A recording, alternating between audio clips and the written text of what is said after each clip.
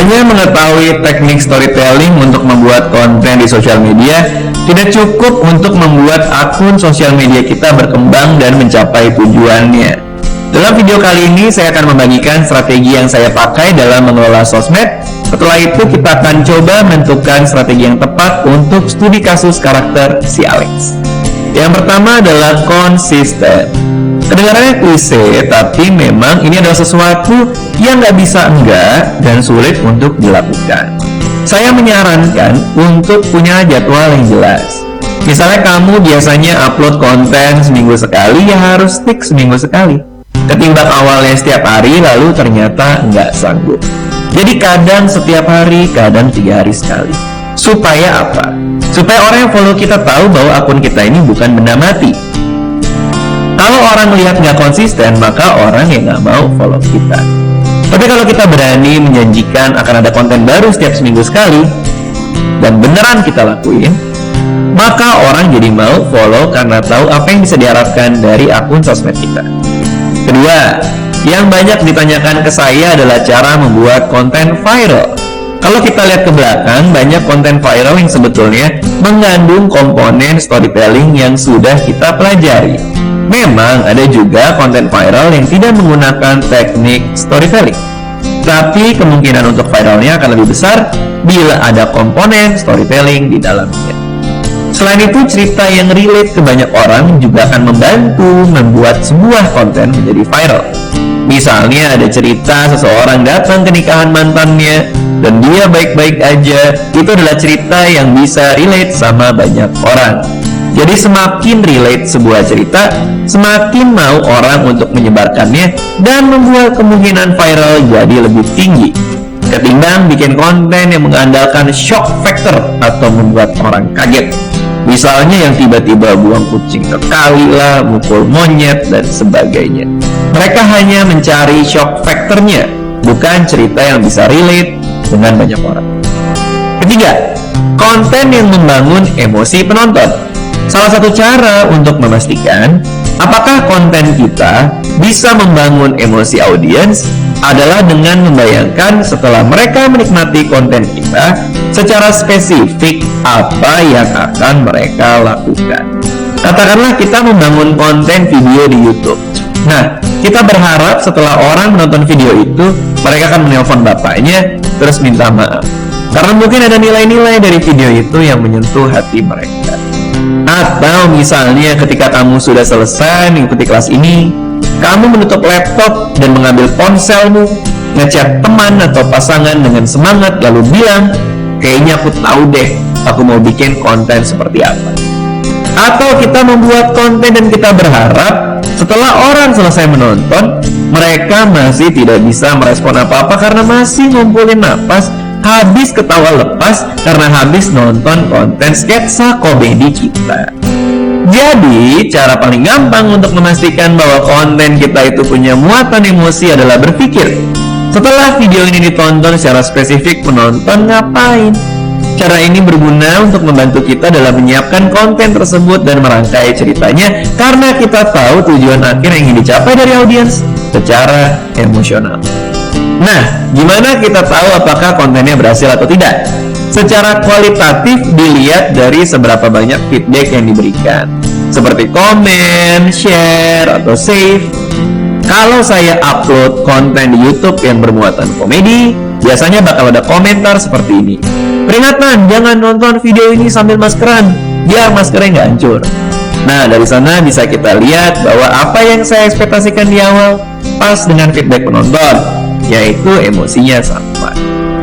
Semakin kita akurat dalam membawa emosi ke penonton ke tujuan yang kita harapkan, maka akan semakin shareable lah materi kita. Karena secara natural konten yang penuh muatan emosi berkesempatan besar untuk dibagikan oleh orang-orang. Katakanlah kita mau bikin konten yang ingin mendapatkan simpati orang. Salah satu cara yang bisa membangun simpati orang dalam sebuah konten adalah bermain dengan sebuah ironi. Ironi yang paling gampang kita ciptakan adalah ketika di akhir cerita, si tokoh utama kita memutuskan untuk memilih kebutuhan dibanding kemauannya. Dan kita deliver itu secara ironik. Contohnya, Seorang bapak yang menjadi pemimpin sebuah negara, dalam perjalanannya dia mengorbankan keluarganya sampai hampir pisah dengan istrinya.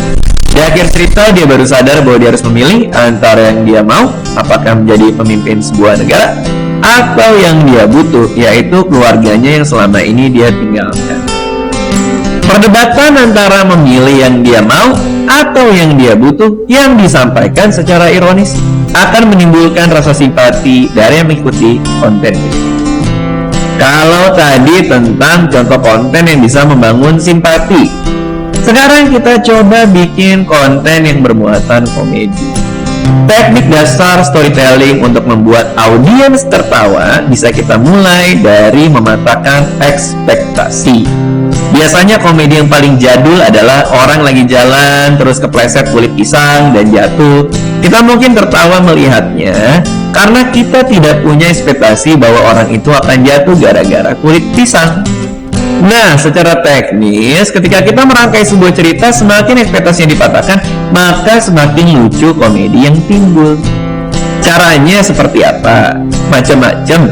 Salah satunya, kita bisa membuat sebuah situasi ketika ekspektasinya berbalik. Misalnya, seorang pemimpin negara lagi pidato, lalu tiba-tiba kejatuhan duren.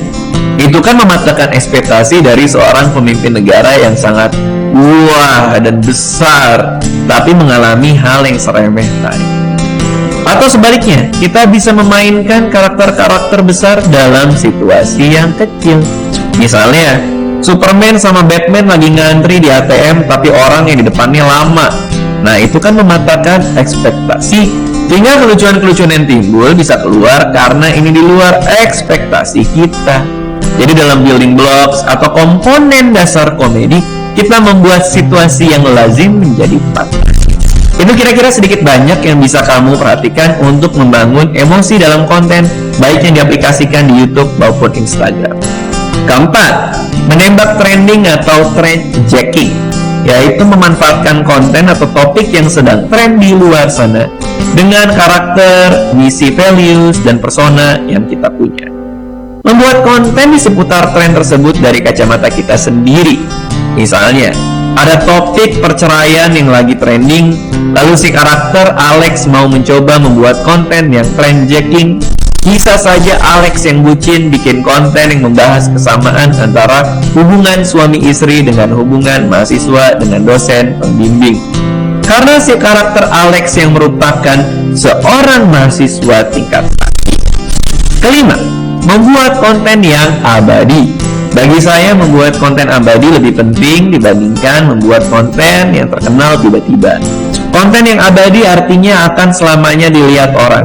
Sementara konten yang cuman trending cuman sekali akan susah membuat orang ngikutin kita yang nggak ada ciri khas. Karena kita cuma bikin konten yang viral-viral aja, yang mana pastinya bakal loncat dari satu bahasan ke bahasan lain. Cara bikin konten yang abadi adalah dengan fokus membuat konten yang memberikan nilai atau manfaat. Itulah kenapa kita membahas nilai dan misi ketika membangun sebuah karakter dan sebuah cerita. Keenam, frekuensi pembuatan konten. Pertanyaan klasik yang sering ditanyakan ke saya juga nih, seberapa sering sih seharusnya kita membuat konten? Bagi saya adalah harus buat sesering mungkin tanpa mengorbankan kualitas. Jadi kalau bisa bikin konten tiap hari atau hanya seminggu sekali, ya silakan, asalkan tetap bisa menjaga kualitas. Itulah 6 strategi yang selama ini saya gunakan ketika berkarya melalui sosial media. Setelah kamu belajar sampai sejauh ini, jangan lupa semua ini dimulai dari pemahaman dan penerimaan akan diri kamu sendiri. Ketika kamu nyaman dengan diri kamu sendiri, maka orang lain akan mendengar. Sekarang, coba kita buat strategi konten buat Alex ya. Pertama, konsisten. Karena Alex ini mahasiswa tingkat akhir, kuliahnya juga udah dikit karena lagi fokus skripsi. Sebenarnya dia punya waktu lebih luang untuk bikin konten. Tapi berhubung dia sebenarnya ada jadwal rutin bimbingan sama dosennya setiap 2 minggu sekali, jadi sebenarnya dia nggak setiap minggu free. Amannya sih si Alex bisa coba konsisten bikin konten setiap 2 minggu sekali. Jadi pas dia lagi nggak sibuk revisian, dia bisa sibuk bikin konten. Kedua, konten yang relate. Alex harus banyak-banyak main sosmed nih buat tahu apa aja yang lagi viral dan kenapa bisa viral. Cari tahu juga apa aja yang disukai. Simpelnya, kalau kita lihat dari karakter si Alex ini, kita bisa bikin konten mahasiswa tingkat akhir yang revisian melulu. Itu relate banget sama kehidupan netizen. Selain itu, konten-konten tentang relationship gitu juga bisa, karena netizen suka banget ngejodoh-jodohin atau nge-ship pasangan di sosmed, melihat keunguan mereka. Ketiga, konten yang membangun emosi. Bisa berkaitan dengan yang sebelumnya saya sebutkan. Misalnya, konten berkaitan dengan revisi dan dosen pembimbing. Dan konten yang berkaitan sama pacarnya Alex ini. Bisa aja Alex bikin tentang gimana dia udah revisi berhari-hari, tapi pas mau ketemu dosen pembimbing, malah dia ngebatalin. Di situ kita bisa expect emosi penonton bakal sedih dan ikutan gemes. Atau misalnya gimana Alex dan pacarnya berantem, terus Alex memutuskan bikin surprise buat pacarnya. Kita bisa expect penonton bakal terharu. Keempat, menembak trending. Ya, seperti yang sudah saya bahas, misalnya tentang kasus perceraian tadi. Kelima, konten yang abadi. Jadi si Alex jangan cuma fokus sama yang lagi viral atau trending, balik lagi ke misi dan visi si Alex itu apa. Misalnya, dia fokus ke bagaimana dia menyelesaikan kuliahnya dan menjalani hidupnya. Jadi konten-kontennya pun berkaitan dengan itu karena topiknya relate ke masyarakat. Konten Alex bisa tetap eksis meskipun nggak berkaitan dengan yang lagi viral atau trending. Terakhir, frekuensi membuat konten. Alex harus punya target, misalnya minimal seminggu sekali atau seminggu 2 kali ngebuat konten. Itulah ke-6 strategi konten dan pengaplikasiannya untuk studi kasus Alex. Video ini menjadi akhir dari pembahasan terstruktur mengenai storytelling untuk sosial media. Tetapi setelah ini, saya masih akan membahas beberapa pertanyaan yang sering menjadi pertanyaan seorang pencerita, terutama pencerita pemula. Saya juga akan membagikan pengalaman saya dalam membuat cerita secara lebih detail di video selanjutnya.